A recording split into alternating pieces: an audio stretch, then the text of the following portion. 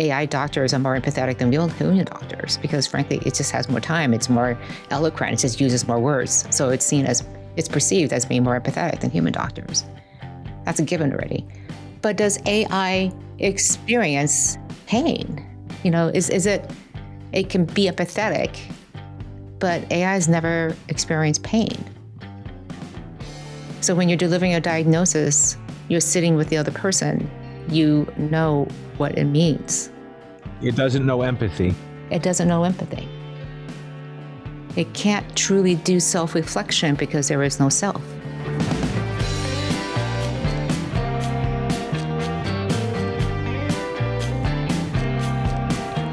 Welcome to Vital Discourse.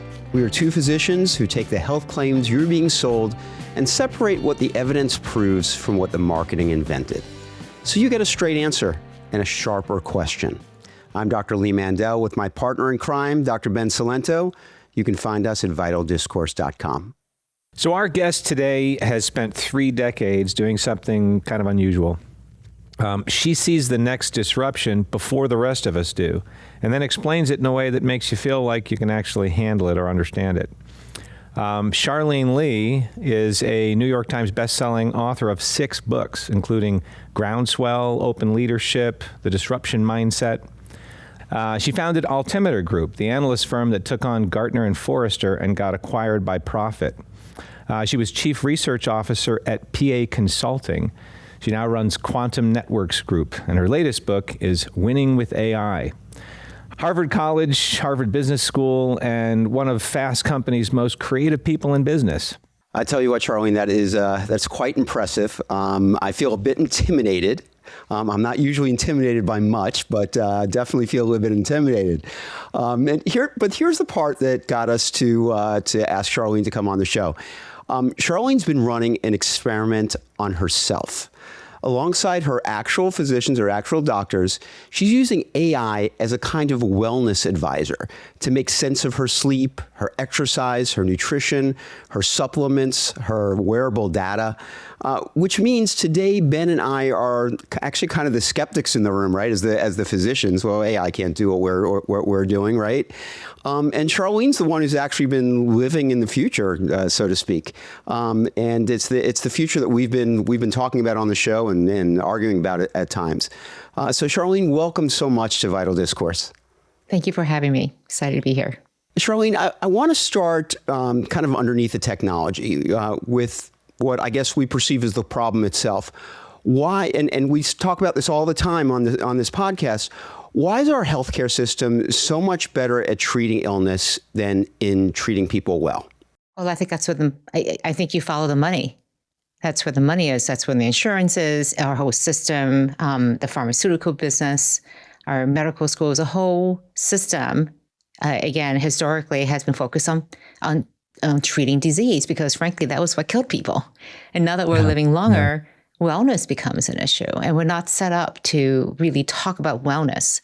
So I talk about lifespan, and then we talk about health span. Those are 2 very different things. And you can live for a long time, but if you're not living a full and healthy life because of choices that you made early in your life, then that's a shame, because these are things that we could do on an everyday basis without a huge amount of cost to be healthy. Yeah, and this is a distinction that we hammer on this show all the time, right? So lifespan is how long you live. Health span is how long you live well without disability. I mean, I always say to my patients, if I could make you live 100 years, but 99 of it was on a ventilator, you'd opt out. The whole point is, how much time can we get that is beneficial to us, that's worth it for us to live? Yeah, and I think you're right there. As a surgeon, I can give someone a great result on the operating room table, but their health can then drift for a decade because of the things that were never actually obvious to me on the operating table, such as what their sleep was, their movement, their stress, whether they have anyone to eat dinner with. So Charlene, how do you frame this? Well, I have a long history of medical doctors in the family. My brothers are doctors. My father's a doctor. He's 93 and going strong. I mean, His wellness and his health is excellent. But we also have, hereditary, metabolic and cardiological issues. So very high lipoprotein A, for example, in my family, astronomically high. And so with heart disease in the family, I really have to be on top of this. And so if I can maintain it and especially watch it and be aware of it, it can save me a lot of agony and pain later on. And so, I've gone this huge health journey along the way and did the hardest thing you could do, which is lose weight. It's super. People talk about losing weight as, it's not a matter of will. It's everything in our society, the way we eat, the food that we have, our bodies are engineered for us to put on weight. And so about 5 years ago, I went on a journey and lost 30 pounds. And it was hard work. I had a lot of help from medical professionals, but I have kept it off and kept it off over the 5 years. And so that's what sparked my interest in getting super, super healthy and well and doing everything I could possible. And I have great medical doctors. I have other wellness advisors, and I have AI now to help me along this journey, because it is not, again, the system is not set up to help you live in a healthy way. Well, it's very hard to monetize wellness. All right. And so we haven't figured out how to do that effectively. We know how to monetize disease. We know how, look at CPT codes and ICD-10 codes. The way that we bill healthcare is based on disease. And so you're right, our system is a little bit broken in that way. Did you use AI in your journey for weight loss, or did that come up after? That came up after. That's only been in the past 2 years or so, when AI has become more 2-3 years. In just a few years, that has become actually usable. And how do you think that would have helped you lose the weight faster or more efficiently had you had that available to you at the time? Well, so for example, one of the things I did during my weight loss journey was get an in-body scan every month with my clinic. So it would measure my body mass, my actual fat, my lean muscle, my skeletal your weight. Visceral fat. Yeah, where visceral your fat in particular. Yeah. And so that would just give me more information and I could track it. And it was huge incentive for me to go do that. But with AI, in between those meetings, it would help me today even. So I still schedule a DEXA scan every 3 months to just be legitimate because I want to keep up my muscle mass. Out of curiosity, what was your starting total body fat and then your ending, your goal fat? Where was that at? I believe, I don't have the numbers in front of me, but it was like 35%. I can't remember, but it came down to like 25%. That's fantastic. And yeah, my visceral fat is almost non-existent, which is the important thing. My bone density is super well. Exactly. And the most important thing is I lost that 30 pounds and I kept all of my lean muscle. That's fantastic. Which was a lot of work. Did you use any pharmacology there? Did you use any GLP-1s or other medications, appetite suppressants, anything like that? I did an appetite suppressant. It was some sort of amphetamine. It just made me really jittery. I remember that. And then after I lost my weight, it was the beginning of 2022 and GLPs were just becoming available. So that's when I went on to GLP, mostly because of metabolic issues. I was pre-diabetic and my cholesterol wasn't great. So there was evidence that it was helping that. And I could go into a maintenance dose. And I still Is that the only peptide that you're using, or are you using other peptides? That's the only one right now. I've done other ones like BCP and other things. I didn't make much of a difference. And so I've just stayed with the Tirzepatide at this point. Fantastic. Nice low maintenance dose, and it just helps with the food noise. Oh, absolutely. Is that something you struggled with your whole life, or was that situational? Whole life. And I really think that's where GLP-1s make such a difference. And it's treating weight issues as a chronic disease or chronic syndrome, as opposed to, hey, to your point, people tell you, hey, just buck up and stop eating and it'll happen. And a lot of physicians do that. But again, I'm interested to see where AI can help push that even further. And I'm sure you have some thoughts on that. Right. And again, using AI to help me just develop better eating habits. It tracks, I have an Oura Ring. I have an 8 sleep mattress. I'm like tracked, but hopefully not obsessively so. And the great thing is that when my weight starts going up a little bit, it says, "Hey, what are you doing?" And so I start tracking my macros again a little bit more diligently. I'm making sure that my AI, which is my chief of staff, it came in today, says you don't have 2 or 3 strength training scheduled for this week. You need to make sure you do that. So it can check my calendar and can keep me honest. No one else is going to do that for me. And it says, "Hey, you didn't go for a walk today. You're not doing anything. At least go for a walk." Yeah, Ping me in the middle of the exactly. day. Have you gone for your walk? I mean, it's a little annoying, to be honest, but I've set it up to be encouraging, so to speak. So today was one of those days, super busy. So I have my walk scheduled for later tonight after dinner. And I would imagine that in so many different areas of medicine and healthcare, that having that AI ping would make so much of a difference. It's having your alarm clock there all the time to just kind of be on you. Yeah, it's making sure I take this Tirzepatide twice a week. So it reminds me today's the day for a shot. You're going on a trip next week. Make sure you take enough with you. And it just helps me remind things. So I have it set up as a personal chief of staff to just give me a daily brief and remind me of things I need to do. Have you set up an agent to do that? If you set up an agent for that specifically, or if you were just using open source or Claude or something as your I'm using AI? Claude. I'm using Claude Code to create. I use Claude Code to create my personal chief of staff that gives me these reminders. And I have a whole section in it that talks about my health. And then I have a specific project inside of Claude Cowork that has my health information. So it has my routines with all my medications and supplements. And then it also has my lab reports. And as soon as I get a lab report, I put it in, it charts it, like looks at all the differences, gives me a list of questions to go and talk to my doctor. So it's interesting. We can get into that. Who helped you with that to understand how to use Claude in a granular way to set up these different things? Did you have a coder that talked to you about it? Did you figure it out yourself just by asking the right questions? Or what? Tell us about that. Well, I did all the work myself. And again, I am not a programmer. I can do really bad HTML, and that's about it. It's not very helpful when it comes to AI. And so I'm like everyone else. I just use English to tell Claude what to do. And I went to a webinar that talked about creating a personal chief of staff. And they said, go into Claude and connect all of your calendars, your emails, your drives. I connected Notion, which is where I take my notes. And then I also connected to my email. I happen to use Gmail, but I also use Superhuman as the place where I write my emails. So it can do all these things for me, and I put controls on it so that it cannot send email. I've given it a global command that it cannot send email. It can draft email. It can write it for you, but you have to send. I want to send it. Sure. Make changes to my calendar.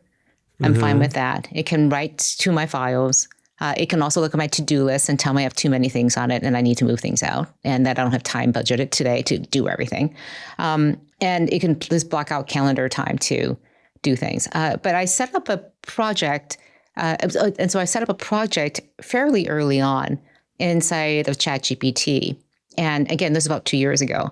It was called My GPT. And I just gave it my lab reports and said, I'm tired of tracking these in a spreadsheet. Just make one for me, and then it'll just populate it. And so it's again, you should be looking at the trends of things over time, and it's really hard to see them. And even though the doctors have it, they have different labs, and it's just a mess. So I have one central place with all my numbers. And then I was also realizing that my routine supplements and prescriptions were over 3 meals. So one at breakfast, one at lunch, and then one in the evening. And I kept missing my midday. And I'm like, I can't do this. It just doesn't work with my lifestyle. So split it. And then I said, I'm also concerned that iron conflicts with so many of these things. So what do I do? And so just working through when I should take what at what time is nothing that a doctor would ever sit down with me and do. But an AI will sit there and figure it out and figure out like, oh, I eat dairy, but that doesn't go well with iron. So maybe have a little bit of separation with that. So, I mean, just things like a little bit on the margin, but it's just really helpful. That's a really good point, though, Charlene. And I think that's everything, because what I said before was it's really hard to monetize wellness when you have an agent working with you that's not on the clock. They have time to sit there and spur you on and act like a coach and a friend also that can motivate you and admonish you. So I think that's the key. You know, a doctor is going to want to be reimbursed for that somehow, and that doesn't work because there's no end goal. So I think that's the point. So why is this real important in an aging population then, really? I mean, I think it answers itself. Yeah, well, I work with the Singapore Ministry of Health and especially with the regulatory body as an advisor. And one of the things they have is they have a very quickly fast aging population. And so they're very keen. I don't remember the numbers, but it's about a 10-year gap right now between health span and lifespan. So the last 10 years on average of a Singaporean's life is spent not in the greatest health or not flourishing. And so what can we do to decrease that time? And one of the areas is how do you give people better information about nutrition, exercise, sleep, and community? And we believe that AI is going to be one of those tools. And so you talk about being able to monetize it. The reality is a lot of people have a tremendous stake in wellness being extended because it's very expensive. So if you're an insurer, and in the country of Singapore, it is the country of Singapore that is providing this, there is a huge monetary incentive to make sure that that wellness and that health span is expanded for as long as possible. Go where the money is. Right. Yeah. In the end, you're talking about health span versus lifespan, but the health span part of it, most of what determines what your health span is not happening in our offices, right? Or on our operating tables. It's happening when you're away from us. It's happening in the ordinary hours of an ordinary day. Yeah. And so it sounds like what you're doing is you're getting that physician, so to speak, say AI physician, we'll call it, or at least AI healthcare assistant to be watching all of these things outside of our office. And I'll bring up one more point, which is that, primary care physicians were the ones that were supposed to be doing this, right? But the problem is to Ben's point, there's not enough money or enough time in a day for a primary care physician to do this for the number of patients that they need to put through an office in order to keep their doors open. Yeah. Yeah, my brother is an internal medicine. He's a primary care provider. And we talk about this all the time. And he doesn't have any, and he's working at the University of San Diego. So in the university system, he has more flexibility and time to spend time with his patients. But again, not nearly enough. He can't see them. And I also have a concierge health, so a functional health doctor that can spend more time, a lot more accessible. I can text them anytime. I use the basic level because I have AI to supplement it, but they can do the concierge level. You're paying thousands of dollars a year to get that kind of personalized attention. And my belief is that, I see AI as a huge democratization, that kind of information, that type of personalized medicine should be available to every single person. And it's readily available. Totally agree. And a lot of it's not difficult. It's not hard things to do. Like you said, it's keeping you on track, watching your numbers, reminding you of your goals. I mean, that's not difficult, but if it doesn't happen, it can really throw you off on your goal. Yeah, like one of the things I struggle with is just cooking. I live by myself and, what can I make for dinner that's healthy? So I literally take a picture of my refrigerator and say, give me some ideas. I'm out of them. And it does a pretty darn good job. Yeah, it's amazing. Yeah, spots the bottle of kimchi in the back of the fridge. Hey, let's go do something with that. And this is just crazy. Yeah. Right. No, so just so you know, Charlene, Li and I both have agents as well. So we've kind of we're a little bit more down the road on this than we've let on. He has an agent. What's your agent's name? Jarvis. And mine is Max. And we've done the exact same thing that you did, although we had somebody help us do ours. But I love what you've done with this. And I love the fact that you're using it to its fullest, that you're taking a picture of your fridge and asking it to come up with something that doesn't keep it, that keeps it interesting, doesn't make it boring, you know? You know, it's only, this can go as far as what we can possibly imagine in our heads, because I wouldn't have thought to do that. Right. But that to me is incredible. You know, it's just wherever our imagination. You know, I'm going to do that tonight now. Oh, 100%. I'm definitely 100%. going home. I'm going to do it tonight. I have to. Yeah, again, I think the biggest reason why this hasn't been used more is that people, especially in the United States, have a fundamental distrust of AI. And then also there's just a general skepticism of the medical establishment. Like, well, it's because of Terminator. We all watch Terminator. We're all terrified of it. I believe we're such an individualistic society versus, for example, China, which is a much more collective society, where AI can be seen in the collective as elevating the collective, whereas in individualistic, AI is going to take away your value.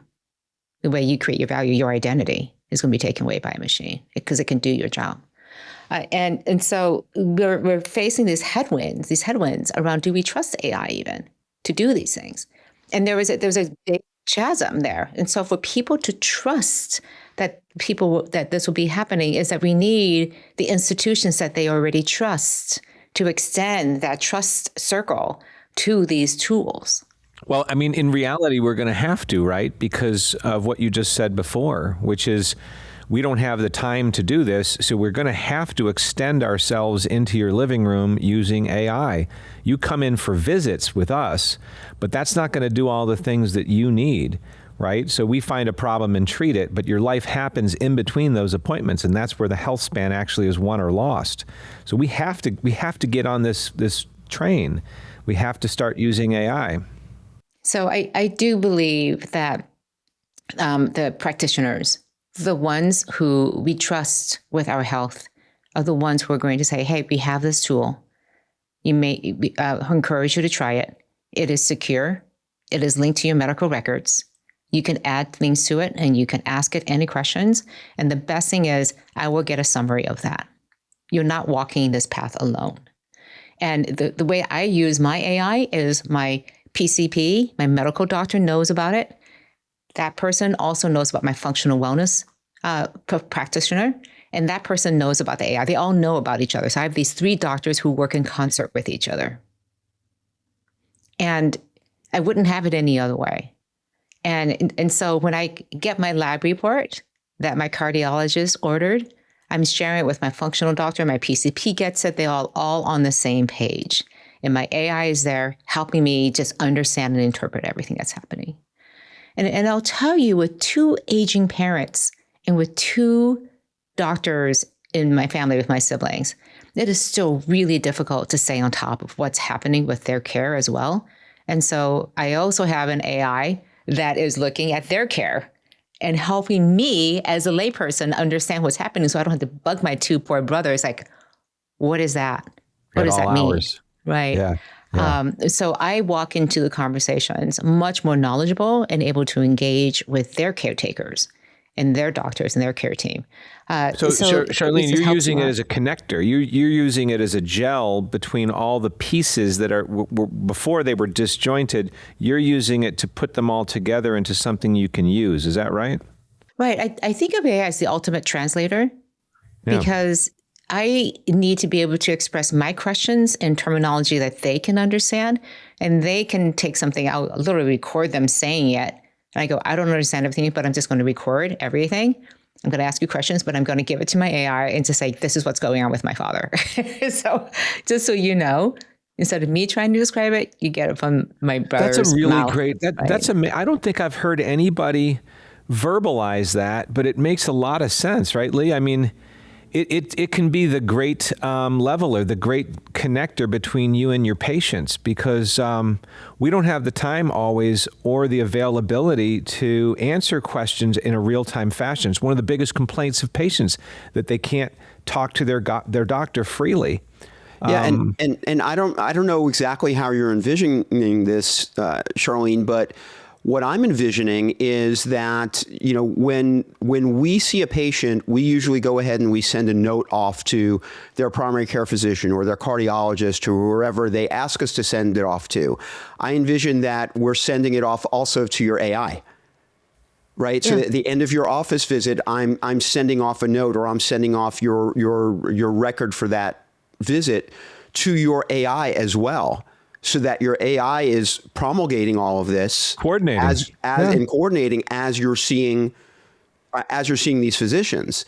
And the other thing that I'm thinking is that when, you know, your physician says, okay, well, you know, you're going to need another colonoscopy in 18 months, you know, say for argument's sake. But are you going to get a call from the gastroenterologist's office saying that? Maybe, maybe not. But now, boom, it's right into your AI. And 2 months before, your AI is going to remind you, hey, you got to call the GI's office and make your colonoscopy appointment. I mean, it's just genius. Or it'll just schedule it for you. Even better. Your AI will talk to their AI and schedule it, because that's what's going to happen. You said something earlier that this is about imagining what you could do with it. And I find the more conversations you have with as many people who are imagining what this future could look like, when you think about the possibilities, it's only limited by our imaginations. And we just did that now, just hearing you talk for a few seconds, because we're both AI savvy a little bit. It completely dawned on us that what this could actually do. I mean, this is, to me, my mind's going crazy with it, because we're implementing right now an AI agent named Hef as part of BAM into my clinic, but it's on the back end. But we're already, Lee and I talk all the time about how it could actually be integrated into the patient care as well. That's a little bit more tricky because of what you said before, Charlene, about the American society being a little bit less open to AI coming into that private setting. But you've shown us just now that if you do it the right way, it can be life-changing. I find a lot of hope in that. Yeah, I'll give you an example. I'm going to intentionally not use a healthcare example. There was a person who was their sustainability expert at a company. And so when anybody had a question, they're a manufacturing company, they would go and talk to the sustainability expert. He would answer their questions. And he got sick of answering the 101 and 201 level questions.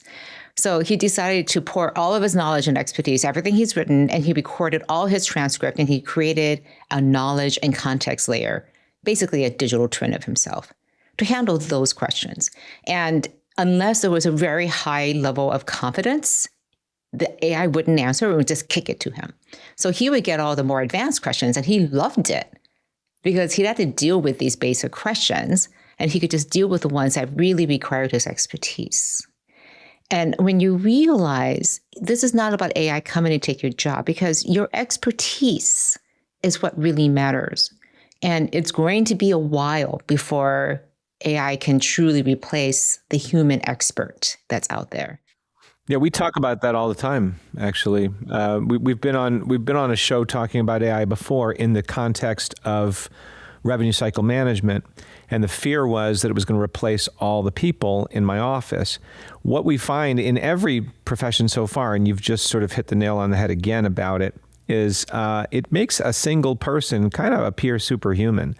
So the best skills that you have are still saved, but all the mundane stuff is taken care of, and you can do mundane tasks, repetitive tasks, really well with very few errors, and leave the finesse stuff, the stuff that humans do better, to the single person. So it does concentrate it down. There may be some redundancies you don't need, but it makes that one biller or that one front desk person able to do so much more in a more effective and errorless way. I think so. It makes us better as humans. Mm-hmm. Yeah.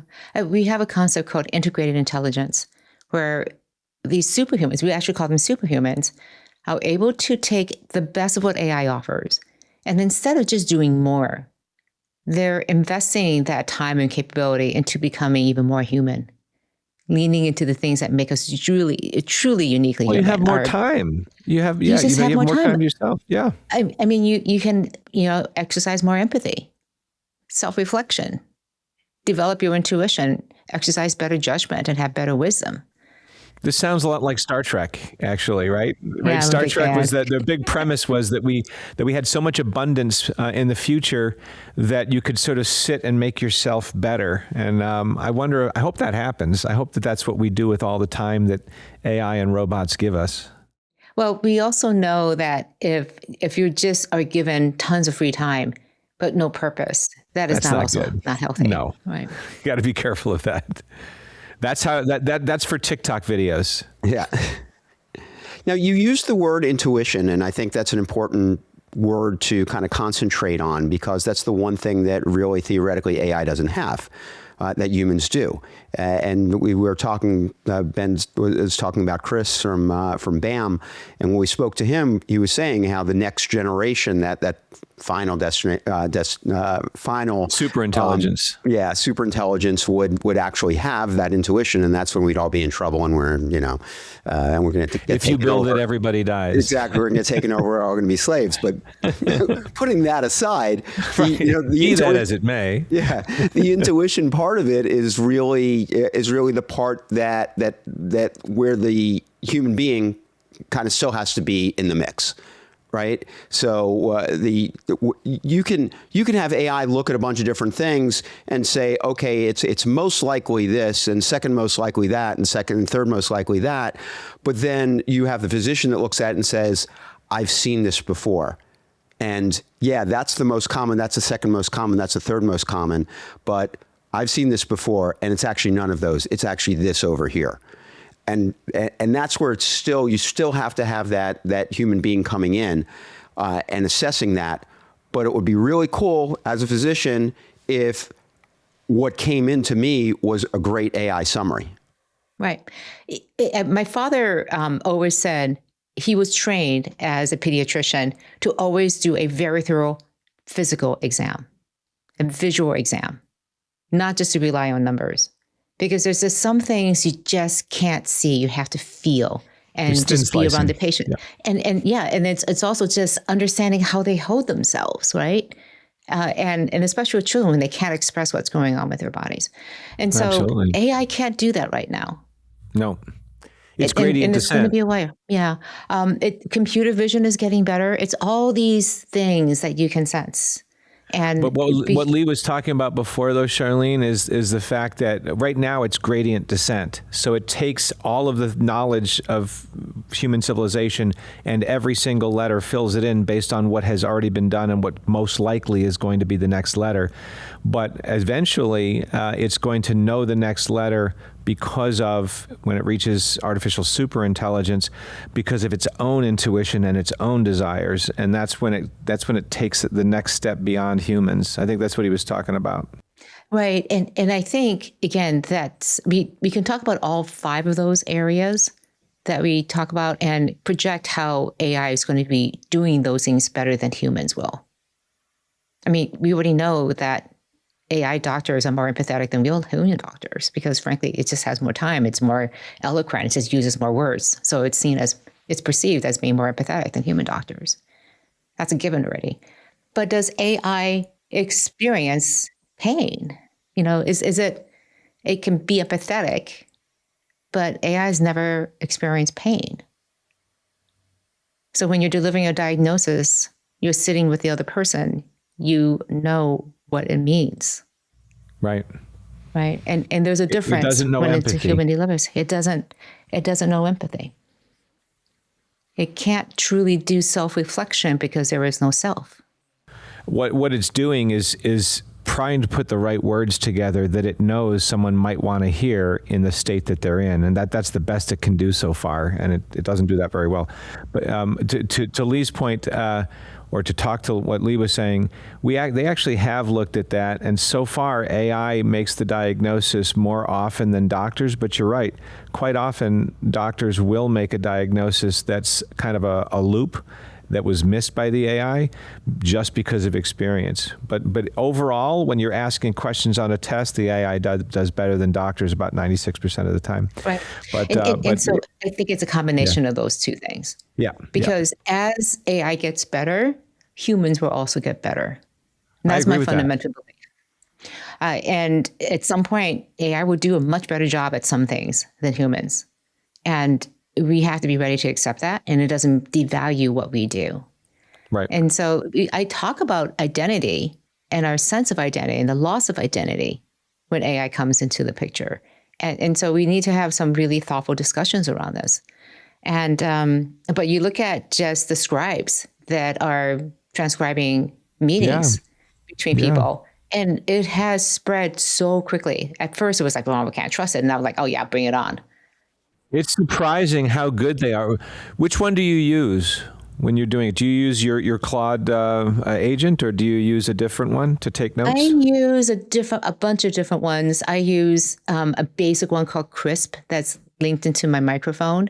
And then I just use whatever is built in and available for places. I use Whisper to actually translate my voice into text, into any thing that I want. Just press a button. I might get a foot pedal. What about Noti? Have you ever heard of that? No, Noti? I haven't. I have. I haven't used it though. And that's what I use on my iPhone.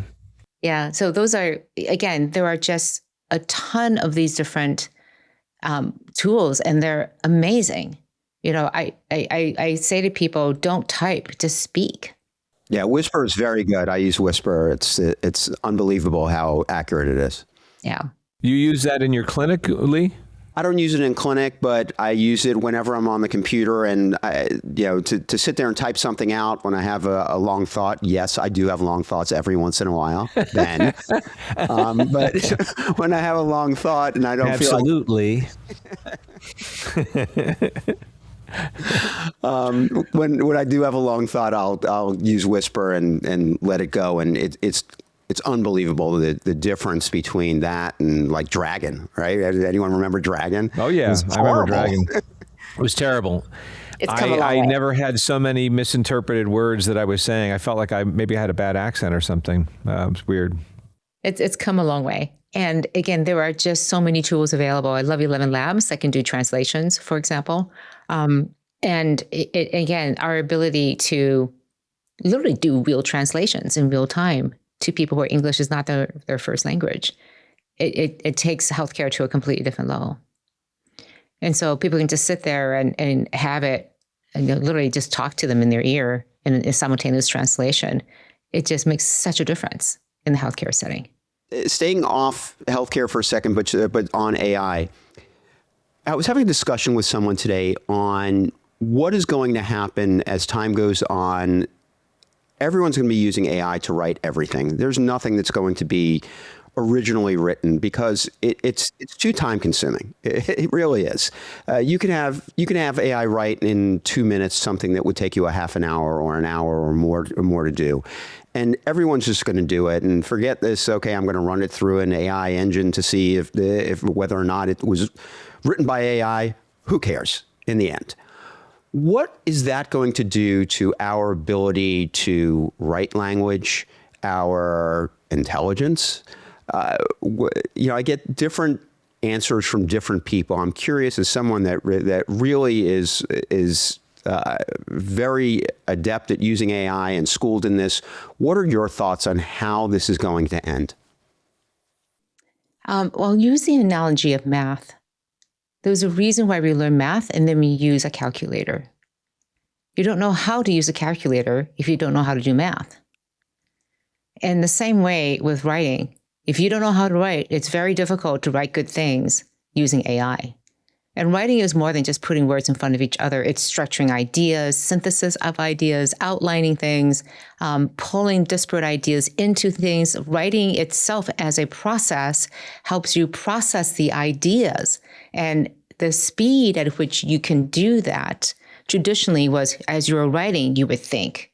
Now as you're typing, you can think even faster. And now as you're speaking, you can think even faster.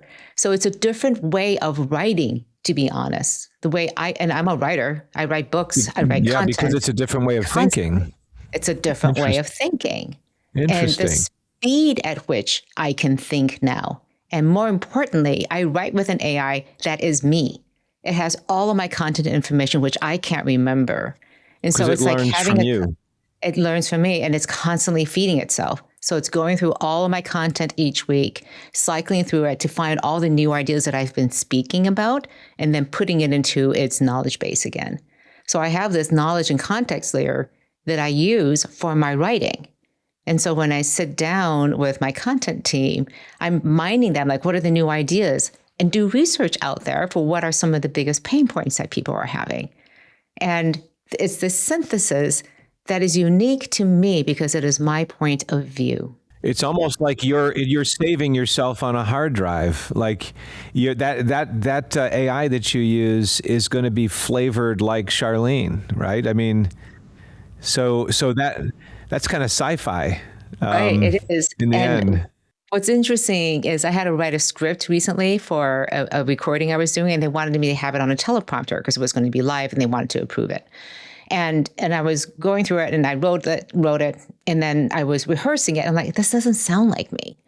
And so I gave it to the AI and said, I wrote this in my writing voice. I need you to change this content now and make it my speaking voice. Here's a bunch. Just go and look for videos. I hadn't given up all of my speaking videos at that point. I just go look on the internet and find some videos of me speaking, and then make this sound like me. And voila, it did a better version of me than I could. Holy crap. I could never have written in my speaking voice. I love that. I don't know how I write to my speaking voice, but AI That's did. the second thing I'm going to do tonight, because we have lots of videos. There's tons of stuff of us, serious and stupid. I bet that my agent Max could do a better job of me the more it understands me. Right. Have it write your scripts. I mean, write the points that you want to make and then put it into your voice, literally. And so these are the things that I came along, again, just from using it. And I get the question oftentimes, like, how do you get to this point? And I use the analogy of chopsticks. Do you remember the first time you used chopsticks? You're like, oh, yes, I do. Failure. What do you, nah, And then eventually you're shoving food into your mouth as fast as you can. But it took some time and practice, and it was awkward at first. And then it became what I call fluent.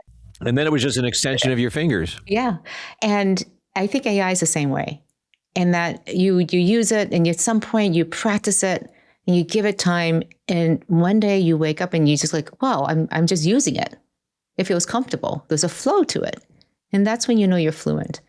And I think that when you have that aha moment, what you can do, but there's a second aha moment when you realize I can ask AI to tell me how to use AI. And that's a mind-blowing moment. Like, oh, now I get it. So I don't know how to do most of these things. And I go, Did you ever read William Gibson? No, I haven't. Mona Lisa Overdrive. They're going to make a movie about it, but that was in the 80s. And back then he was talking about AI, just machine learning, but AI, and people would download themselves into a hard drive completely so that you would live on. And after a while, that being that it created would be more like you than you, even to your friends. And that's what this is kind of reminding me of. It's pretty amazing that you've taken it to this next level, and we're still only in the first aspects of AI right now, but you're already using it that way. You're already creating something that sounds a lot like you, and you can recognize when you're using something that doesn't quite fit with how you feel like you talk. You saw that. Mm-hmm. Ben, you just gave me like an incredible thought here, and I apologize, Charlene. As a father, I definitely think about what it's going to be like for my children when I'm gone. Yeah. Not to put a damper on anything, but I think about it all the time like that. Yeah. The advice that's not going to be there. What would Dad do? Those kind of things. To imagine that I could create an AI. I don't want to say AI being. It sounds like you. That sounds like something you'd say. But also that has not only my thoughts and not only my knowledge base, but my values and those types of things that my child, when in times of strife or whatever it might be, can access to actually know what would Dad do. That's really an incredible concept. Yeah. I agree.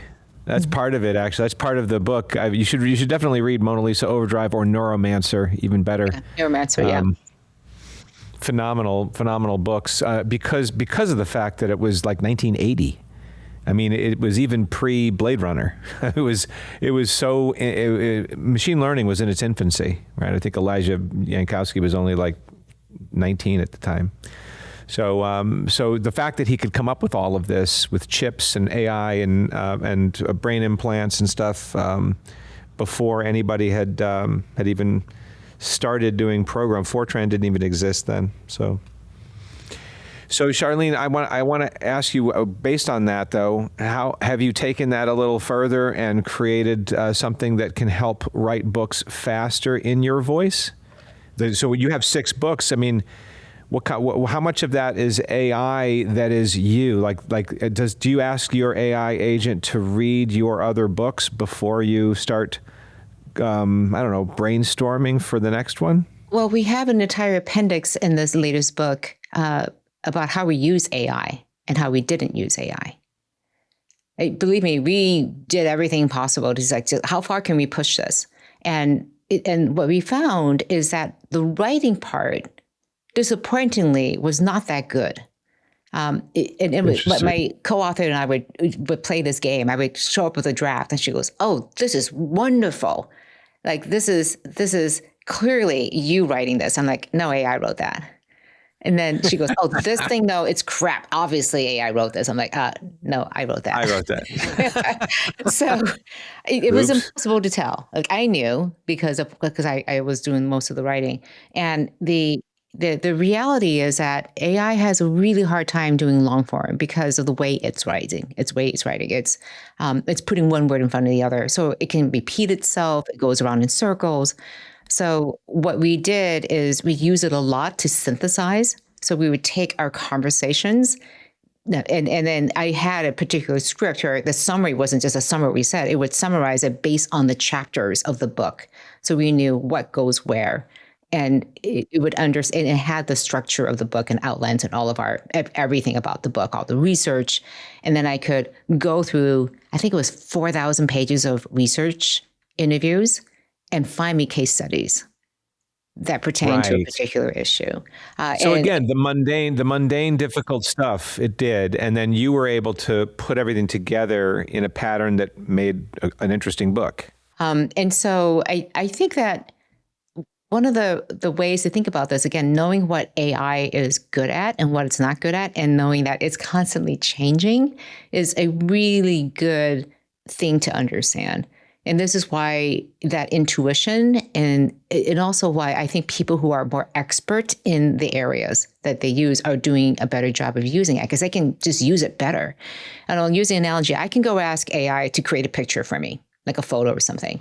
And then my friend who's a photographer can say, "I want you to create this picture, but use this aperture with this kind of lighting around it." And we can give it so many more directions because they know what a good picture looks like and they have a vision of what that looks like. I'm like, I have no clue. And in the same way, I can create content with a lot more nuance to it, with storytelling devices and understanding the audience, because I am a very good writer. And I can craft that writing better than somebody who's straight out of college, is still just figuring this out, doesn't have a lot of experience writing for audiences. We can use the same tools, but we'll use them differently. So that's why I believe when you're using AI, it's one thing to use AI to just get a job done. It's another thing to learn how to use it to become better at what you do. And I think the people who are going to be successful like this are going to be, becoming more of an expert.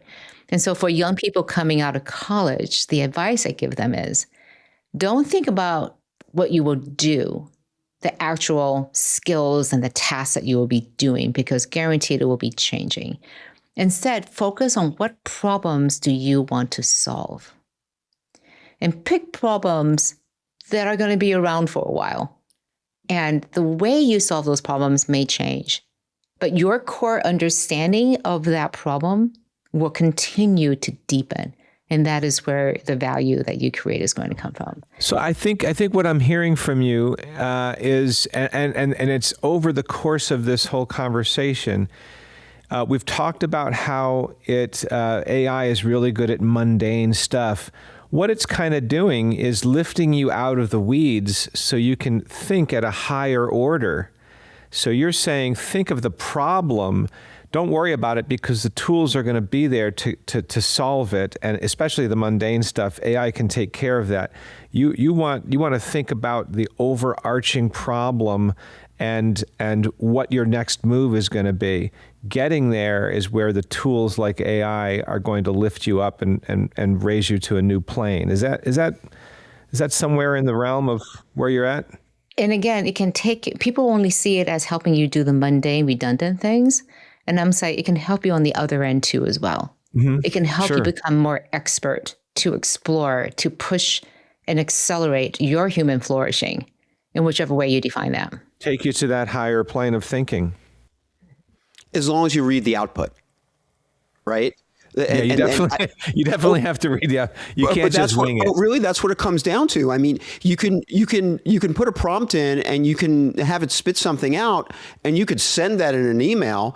But if you don't read it and understand it, you haven't learned anything. Well, it hallucinates a lot too. It says crazy stuff sometimes too. Well, the hallucinations, again, today at this point, hallucinations are down to a dull roar because of the ways it has learned so many things. And so it tends not to hallucinate very much, and especially if you give it the parameters and the context and the knowledge you want to work with. Yeah. Well, we've had it hallucinate on us pretty badly. Remember when we were looking up, we had that court or that TMB case, and we asked it, and it came up with actual specific fake journal articles that supported our premise.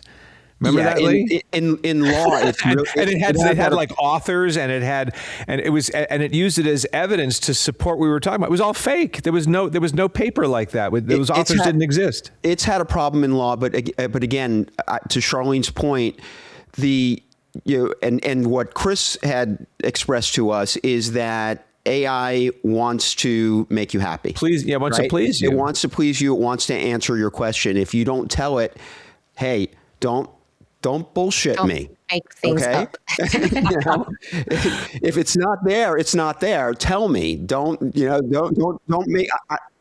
I don't want you to make me feel good. Yeah, I think of hallucinations as a user error, not an AI error.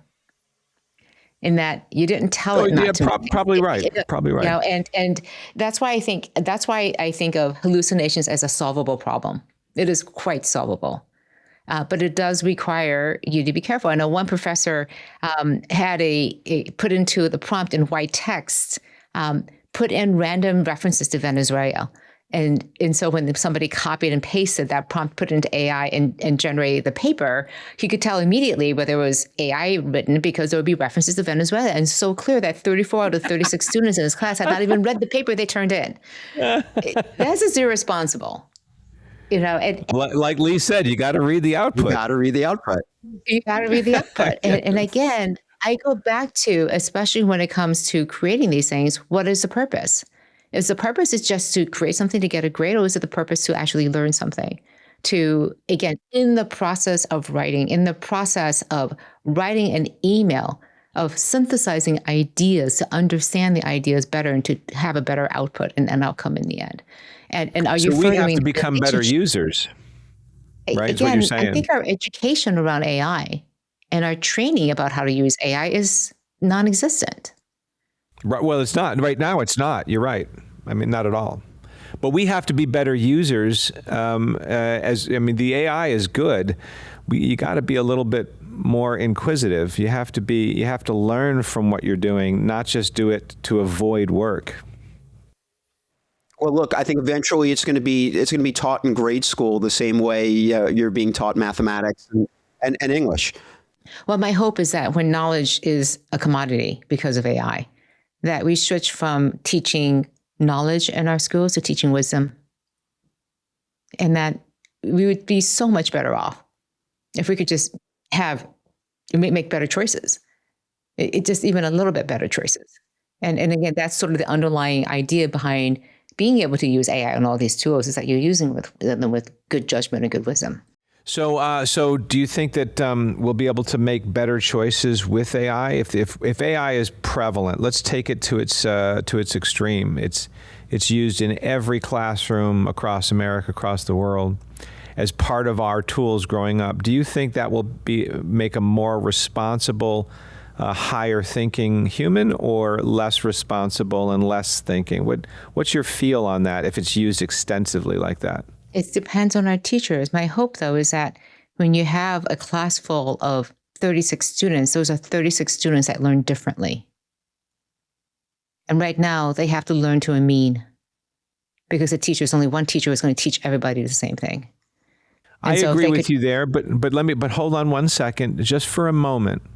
When you expose a population to a chemical, to a drug, to an idea, there can be a certain reaction. What's your gut reaction about the exposure of all people to AI, irrespective of the teacher, but the use of AI? Do you think that if it's very broadly accepted over the next 5 years, it will make for better, more enlightened people, or will it turn a little bit dark? I think it's similar to social media, that it does both. Interesting. Social media has made us more connected, but it can also has a huge dark side to it. Sure does. Yeah, it sure does. That's fair. Right. And so I don't ever think of technology as being good or bad. It's the people using it that makes it good or bad. Well, and that's what I'm asking you. Given the state of humans, when we're all exposed to it, just like if we're all exposed to alcohol, just say what's going to happen. But if we're all exposed to it as a matter of course, do you think it's going to elevate us? Or are the challenges that it presents going to be a bit of a headwind for a while? Yeah, I consider myself to be a realist optimist in that I can see the benefits of AI. I can also see the challenges that it will have to face in order to see that goodness and benefit come through. If we wanted to have that optimism, we talked about this right before during our prep session, that the bad guys will win if the good guys don't show up. That's the show right there. And I strongly believe that the people listening to this, we are the good guys. I think we believe that we're the good guys. So that means 100%. We have to show up and share in the way that we did. Like, this is how you can use it, and be careful. And this is how you use it responsibly and ethically. And just because you can doesn't mean you should. There's a difference here. And so how are we going to learn that? We can't expect our government to teach us. We can't expect our employers to teach that. Our institutions, our schools, our hospitals are not going to teach that. We have to teach that ourselves. And we have to put that as a priority. So that, again, I really encourage people, use it. Develop your own judgment about it. And the people who are most fearful and most anxious about it are the ones who are not using it. And I'm not saying your fears and anxieties are not unjustified, but let's take a real look at this and look at all the aspects of it. For absolutely. us to have this sense that it's going to be bad, it's terrible, and people literally come up to me and go, "Oh, you're an AI expert. So when are the overlords coming for us?" Right. Well, seriousness. People always like to talk in superlatives and hyperbole. That's all they know, because they want to bring in the sci-fi. Your answer should be next Tuesday. Right, exactly. When's your birthday? We'll do it on your birthday. I think, again, I am optimistic. I'm a technologist. I'm an optimism about how the world can be. And more importantly, I believe in people. I believe in the goodness of people. Yeah. I don't. I'm going to just say it. I don't. I don't believe in the goodness of people. I think I like the way you said it the first time. You're a realist and an optimist. I think that I too understand the frailties of humans. I see it all the time, and people don't make good decisions, and people do silly things and bad things and evil things. But you can still be optimistic about the ability of this technology to bring out the best in humans if we use it properly. And I think that's where all of us can agree on this. I'm not as positive about the goodness of humans. I see too much bad, but I know that there's goodness there. I know that we're full of great things and we're capable of great things, but we do have to keep an eye on the dark and make sure that it doesn't become the majority of the picture, because it can creep in. But isn't that with anything? That's with anything, and I mean, I don't agree. I don't agree with that. The the technology is going to bring out the goodness in humans. I think it's more that humans are going to use the technology to bring out the goodness in humans, and I think that's more of what Charlene's saying. Hopefully. And I'm going to do everything possible to encourage that. Well, with people like you working, you're doing great work. So if more people do the things that you're doing with it, I find an optimistic future possible. So that's just that's a basic statement from a 30-minute conversation we've had so far. Everything you've done, you've taught me a lot here, both Lee and I a little bit. I know I'm going to go home and play with my AI agent tonight a little bit and be taking some pictures around my kitchen. So. Keep doing what you're doing, because to me, it's making all of us better. Well, thank you. I want to swing back to the healthcare for a second, though. We did a podcast, I believe it was last week, that spoke to what happens when people are just ordering every laboratory known to man, getting MRIs every year, getting inundated with all of this information. Yeah, and the lab test trap. Right. And then what do you do with the information if there's something that pops up? How do you envision AI is going to deal with that? Because if AI gives you that scare, right, and that anxiety, how are you going to deal with it? Number one. Number two, when you take that to the doctor and the doctor poo-poos it. Yeah, then what do you do? But your AI, which you've now really come to trust, is telling you, look, this is serious. You got to deal with this. Who wins? Yeah, that's a good question. Yeah, I'll give you an example. I have a lot of friends who know about my my metabolic and history with cardiac issues, heart issues, and they all say you should go get a clearly test. Like, go get the scan, understand how much blockage there is. And I'm like, in the same thing, like, get a full scan MRI. And I'm sitting here refusing, because what am I going to do with that information? Would it change the way that I actually manage and maintain my health? I'm on statins, I'm taking Repatha, I'm doing everything, my numbers look great. Knowing that I have 40% blockage, how is that going to help me? I wouldn't do anything about that. No other symptoms. So again, having too much information is a real thing. And I keep going back to that adage, just because you can doesn't mean you should. And this is where talking to my doctors, understanding how I want to approach and manage my health, and talking to, again, I have chosen doctors that have that similar philosophy. And I could have chosen doctors that are, let's get you completely worked up, do every single scan possible. But I chose not to choose doctors who do that. I know some friends who absolutely want every single possible test. They get their Gallery tests every single year, et cetera. And so this is very much an N of one. It's a real interesting opportunity here, that you can roll up the way that you want to manage your health in the way you want to. And I'm not going to discount for somebody that they choose to get all those numbers and tests done, because that's what they want to approach their health. It's not the way I choose to do my health. And I would talk to them and say, hey, how does it make a difference?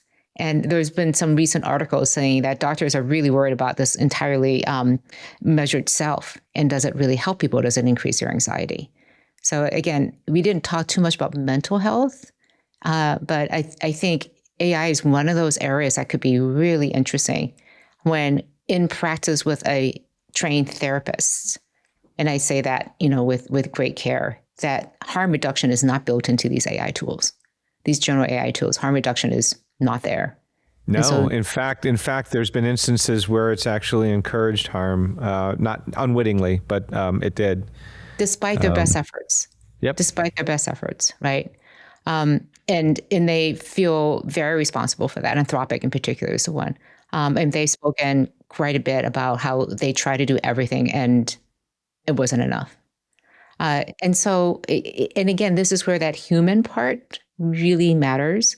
And again, that AI was constantly telling that person, you really need to talk to your parents. You really need to talk to your parents. You need to tell them what's going on. And they had no idea. It was just, it's just very a tragic. tragedy. Yeah. So, Charlene, parting shot, the one thing you want everyone to take away from this discussion. Use AI to solve your problems. And to do that, you have to know what problems you want to have solved. What's really important to you? And in particular in your health, what's hard right now?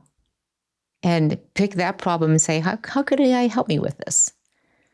It could be exercise, it could be diet, it could be understanding a particular condition that's developing. It could be, how do I extend my longevity and my health span? It could be any of these questions, but pick a problem and see and explore and be curious and imagine the possibilities with AI could actually help you solve that problem. And if someone wants to start implementing AI, what do you think is the best way for them to kind of get introduced to it and figure out how it works and what to do with it? Literally, I use AI to tell me how to use AI. And if you know, again, most people at this point have used AI to some extent. And you can ask it, like, how do I do some of these things on here? And it will tell you. So if you're using ChatGPT, like, how do I track my health? How do I give you all these things in my labs? And how do you keep them? And it'll explain to you, hopefully, that here's an option. You can set up a private, your own sort of project. In my GPT, in Claude, it's a project. In Gemini, it's a gems and onwards. So it's, again, each tool has their own specific way, but they all kind of operate the same way. But I have this idea of that you can ask AI, how can I use AI to help me solve this problem? But it requires that you have a problem that you take to it. And as I took a picture of my plant the other day, like, what's wrong with my plant? Am I giving it too much water or not enough water? And it told me, like, stick your finger in the dirt. Is it super dry? It needs more water. So it's just stuff like that. It has a disease. There's a fungus growing on the leaves. Cut off all the dead leaves. And I had a problem, and I used AI to solve it. So this is developing that sense of flow, that fluency in using AI to address the problems that you come across in all aspects of your life and work. I like that. I like how that's framed, because it's not just health. We get into the weeds on health all the time here. It's Vital Discourse, and so we do that. But really, it's about life, right? Health span's about life. Lifespan's about life. And I like that as just general advice. Use it to solve problems, and probably you'll start asking better questions too, which we're all about. Yeah, I knew that Claude had connected mobile to co-work, and I was out about walking around. I saw a poster for an event coming up next weekend, the following weekend. So I took a picture of it, sent it to Claude, and said, put this on my calendar. That's all I said. And I checked later and showed it, all the details from that poster were in the calendar perfectly in all the times and everything. Location in the right field. I'm like, okay, that's pretty cool. Yeah. I mean, just these little points of curiosity, of possibility, of imagination. These are the places where you can go and to say, I wonder if it works. And what was interesting, my son sent it to his AI, and because he has all these like fancy things, this is an AI engineer, it didn't work. So I thought it was pretty funny. My simple basic connection worked and his didn't. So it depends on the program. I'm like, oh, wow, look at that worked. There are definitely variables, and there's a learning curve for sure. He out-teched himself. Yeah. So here's where we land. The most transformative role for AI in healthcare may not start in the operating room or the diagnostic lab. It may start in the hours between appointments, when people are deciding whether to move, what to eat, when to sleep, the decisions that they make every day, and a change that their body deserves. So with that said, you can take this beyond health to your entire life. I mean, extrapolate it to whatever you're doing. Ask questions. Use AI as a tool to answer those questions. And I think that all of us can elevate our experience as humans because of it. I think that's the take-home point that I'm getting from this. Yeah, no, I would agree with that completely. But you do have to understand that the decisions that AI is making for you, you have to temper those decisions. You know, it can help you see things that otherwise you might not have been able to see, but you still need to ask questions. Ask better questions, and the AI will give you those, or at least you help you formulate those questions. But you can act on those fundamentals a little more consistently, and you can really put that wellness decision back in your own hands. And I think that's the most amazing part about this. Charlene, thank you for helping us explore what an AI wellness advisor could realistically become, and for being brave enough to run the experiment on yourself first. We always like someone else taking the plunge so we can learn from you. For Vital Discourse, I'm Dr. Lee Mandel. And I'm Dr. Ben Cilento. Everything's at vitaldiscourse.com, and we'll see you next time.